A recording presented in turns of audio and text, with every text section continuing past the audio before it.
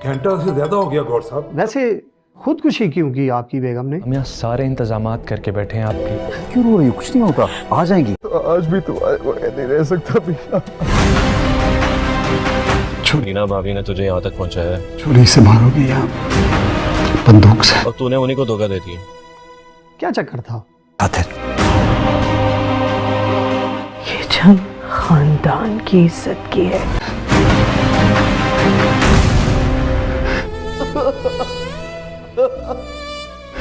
ये अपनी बेवफाई से।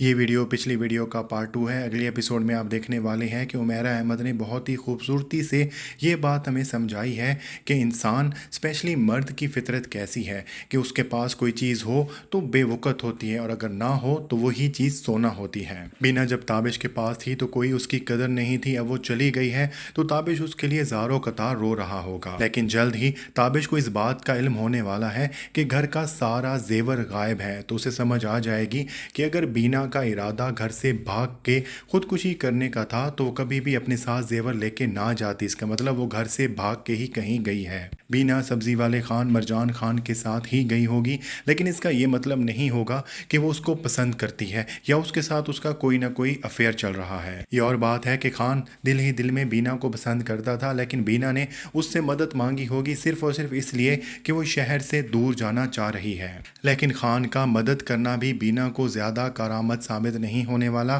क्योंकि वो ट्रेन में बैठकर भागने की कोशिश तो करेंगे लेकिन बीना के पास बहुत ज़्यादा सोना होगा और वो नर्वस भी होगी, जिसकी वजह से ये दोनों पकड़े जाएंगे। लेकिन इनके पकड़े जाने के दौरान बीना या खान के हाथों किसी का कोई नुकसान होने वाला है, जिसकी वजह से इन दोनों को जेल में डाल दिया जाएगा और इसकी खबर जल्द ही ताबिश तक पहुंच जाएगी। और बीना पर सिर्फ और सिर्फ ताबिश के जेवरात चोरी करने का अगर इल्ज़ाम होता तो ताबिश उसे छुड़ा के ले जा सकता था, लेकिन यहाँ पर बीना खुद ही ताबिश के साथ जाने से साफ साफ इनकार करने वाली है। और ऐसा लग रहा है कि जैसे ताबिश भी फिल फॉर बीना को जेल से निकालने में कोई मदद नहीं कर सकता और वो बीना को मुल्ज़मा की शक्ल में जेल की सलाखों के पीछे देखकर अपने आप को बहुत ज़्यादा बेबस महसूस करेगा। दूसरा, उसे इस बात का भी दुख होगा कि बीना ने उससे बेवफाई की है और उसके साथ शादी में होने के बावजूद ही कहीं अफेयर चलाया है और उसके साथ भागने की कोशिश की है और इसीलिए उसके साथ जाने के लिए या उसे माफ़ करने के लिए तैयार नहीं है। लेकिन ताबिश यहाँ पर अपनी हरकतें भूल जाएगा